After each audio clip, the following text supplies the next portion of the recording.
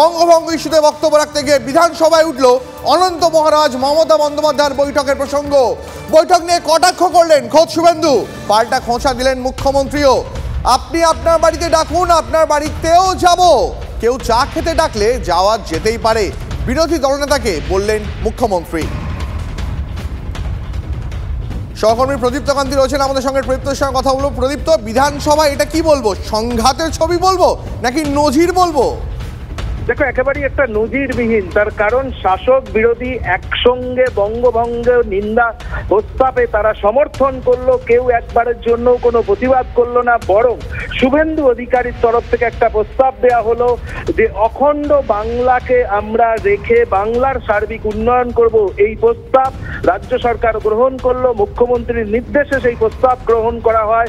খোদ শোভনদেব চট্টোপাধ্যায় তিনি শুভেন্দু অধিকারীর আসনে এসে শুভেন্দু অধিকারীর প্রস্তাব তিনি লিখে নিয়ে যান এবং তারপর দেখা গেল যে শুভেন্দু অধিকারী তিনিও খুব বেশি আজকে সুর চড়ালেন না। মুখ্যমন্ত্রী আমরা দেখলাম দীর্ঘদিন পর সরাসরি শুভেন্দু অধিকারীর নাম করলেন, তিনি বললেন যে শুভেন্দু যা বললো সেটা কিন্তু প্রস্তাবে অ্যাড করে নিও।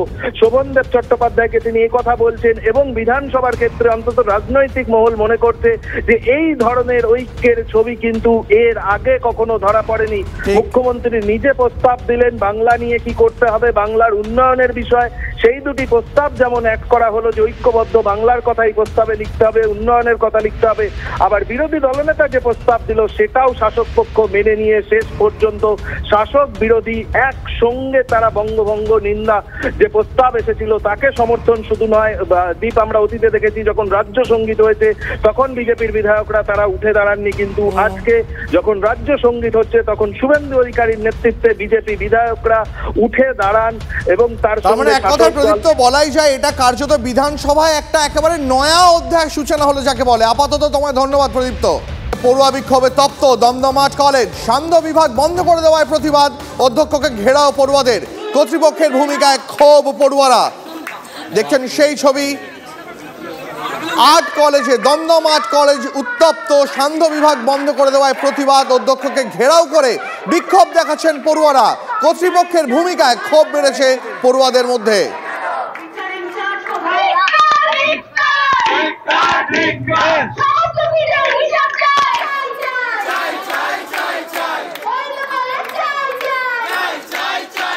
আমাদের ইভিনিং সেকশনের কোনো ফর্ম বেরোয়নি, যখন আমরা অফিসে জিজ্ঞেস করতে যাই তখন বলে কোনো ইভিনিং সেকশনের ফর্ম বেরোবে না, বরঞ্চ আমাদের আরো 10টা সিট কমিয়ে দেওয়া হয়েছে।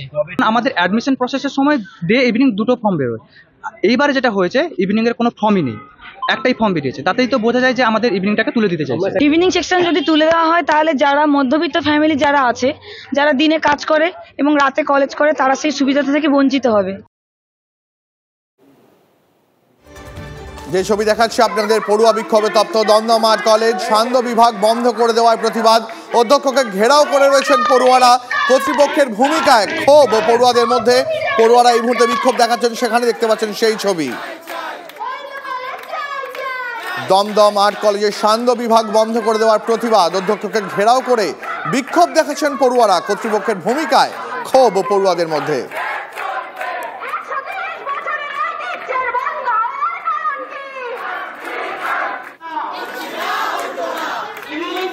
কথা বলবো সহকর্মী রঞ্জিতের সঙ্গে, রঞ্জিতের কাছে জানতে চাইবো যে রঞ্জিত, আচমকা এই সান্ধ্য বিভাগ বন্ধ কেনই বা করে দেওয়া হলো, আর বন্ধ করে দেওয়ায় ছাত্রছাত্রীরা অধ্যক্ষকে ঘেরাও করে প্রতিবাদ জানাচ্ছেন, কতক্ষণ হয়ে গেল?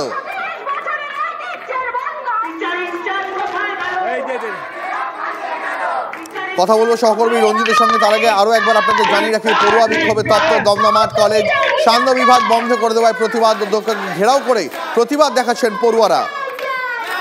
সহকর্মী রঞ্জিত রয়েছেন আমাদের সঙ্গে টেলিফোন লাইনে, রঞ্জিতের সঙ্গে কথা বলবো। তার আগে আরও একবার সেই ছবি দেখাচ্ছি আপনাদের, দমদম আর্ট কলেজ চত্বরে পড়ুয়াদের প্রতিবাদ এবং বিক্ষোভ। রঞ্জিত,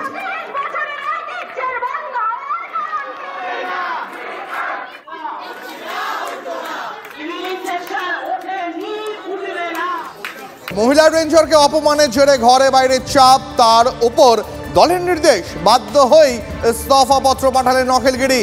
মুখ্যমন্ত্রীর সঙ্গে সাক্ষাতের আগেই মুখ্য সচিবের কাছে পাঠালেন ইস্তফা।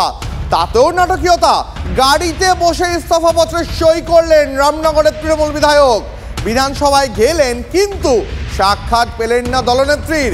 তার দাবি মুখ্য সচিব তাকে ফোন করে ইস্তফাপত্র পাঠাতে বলেন, মন্ত্রিত্ব গিয়েও ঔদ্ধত্য কমেনি অখিলের। বললেন কোনো অফিসারের কাছে ক্ষমা চাইবো না, চাইলে দলনেত্রীর কাছে ক্ষমা চাইবো। শুনুন। আমি বেলা 11টার সময় চিফ সেক্রেটারির কাছে পাঠিয়ে দিয়েছি। উনি আমাকে ফোন করেছিলেন, বলে বিধানসভায় মুখ্যমন্ত্রীর কাছে দেওয়ার দরকার নেই, আপনি আমাকে পাঠিয়ে দিন। আমি পাঠিয়ে দিলে আমি চিফ মিনিস্টারকে দিই। আপনি আজকে বিধানসভায় এসেছেন, মুখ্যমন্ত্রীর সঙ্গে তো দেখা হলো না? না, দেখা হলো না। আমি যদি সম্ভব হয় তাহলে আজকে তো অনেক গুরুত্বপূর্ণ আলোচনা আছে, ব্যস্ত আছে, বন মহোৎসব আছে, ক্যাবিনেট মিটিং আছে, তো ব্যস্ততা আছে। সম্ভব হলে দেখা করবো, তা না হলে পরবর্তীকালে তো দেখা হবেই কোনো সময়। মন্ত্রিত্ব গেছে কিন্তু নিজের অবস্থানে এখনো অনড় অখিলগিরি। মন্ত্রিত্ব চলে যাওয়া নিয়ে কোনো দুঃখ নেই। TV9 বাংলা এক্সক্লুসিভ অখিলগিরি কোনো আধিকারিকের কাছে রাজনৈতিক জীবনে ক্ষমা চাইনি, ক্ষমা চাইতে হলে দলনেত্রীর কাছে চেয়ে নেব। TV9 বাংলা এক্সক্লুসিভ প্রতিক্রিয়া অখিলগিরি, শুনুন। এখন প্রথমেই একটা প্রশ্ন করব, অনুতপ্ত হচ্ছেন না যে কথাগুলো বলেছেন সেই কথাগুলো বলার পরে? যে পরিস্থিতির সৃষ্টি হয়েছিল তাজপুর জলদার ওই মুখটাতে, কিছু দোকানদারদের অস্থায়ীভাবে তাদেরকে পুনর্বাসন দেওয়ার ক্ষেত্রে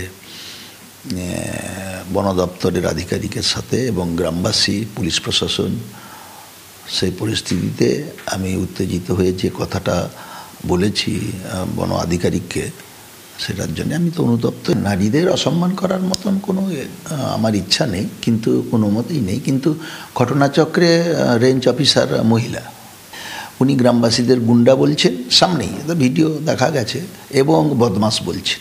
সবথেকে বেশি পরিস্থিতিটা জটিল হয় রাত্রিবেলা যখন প্রাকৃতিক দুর্যোগ চলে, বুধবার রাত্রে, তখনই উনি তার বন দপ্তরের লোকদের নিয়ে রাত 11:30টার সময় দোকানের সমস্ত জিনিসপত্র কেটে দেয়, করাত দিয়ে বাঁশ টাঁশ সব কেটে দিয়ে জিনিসপত্র সব ফেলে দেয়। তখন গ্রামবাসীরা তাদের তাড়া করে, সেখান থেকেই পরিস্থিতিটা খুব জটিল হয়ে যায়। আপনার কিছু একটা ভুলের জন্য মন্ত্রিসভা থেকে আপনি হাতছাড়া হয়ে যাচ্ছে বা মন্ত্রিত্ব ছেড়ে দিতে হচ্ছে? মন্ত্রিসভা থেকে চলে যাচ্ছি তার জন্য আমার কোনো ক্ষোভ নেই, দুঃখ নেই। মন্ত্রিত্ব ছেড়ে দিচ্ছি আমার কোনো দুঃখ নেই, কিন্তু আমার দুঃখটা যে আমার নিজের মানে ওই যে কথাটা আমি বলে ফেলেছি উত্তেজনাবশে, তখন এই কথাটার জন্যে আমি অনুতপ্ত। কিন্তু আমি মন্ত্রিসভা থেকে আমাকে দল যখন নির্দেশ দিয়েছে, এবং আমাকে দল এইভাবেই বলেছে যে সুব্রত বক্সী রাজ্য সভাপতি, যে টিভিটা মানে ইলেকট্রনিক্স মিডিয়া সম্পূর্ণভাবে মুখ্যমন্ত্রী সারাদিন ধরে দেখেছেন, তারপরেই তিনি নির্দেশ দিয়েছেন মন্ত্রিসভা থেকে পদত্যাগ করার জন্য। 3 বছর মন্ত্রী হয়েছিলাম, ওই মন্ত্রিত্ব নিয়ে আমার কাছে কোনো বড় ব্যাপার নয়। ওই মন্ত্রিত্ব ছিলাম না, বিধানসভায় সদস্য ছিলাম।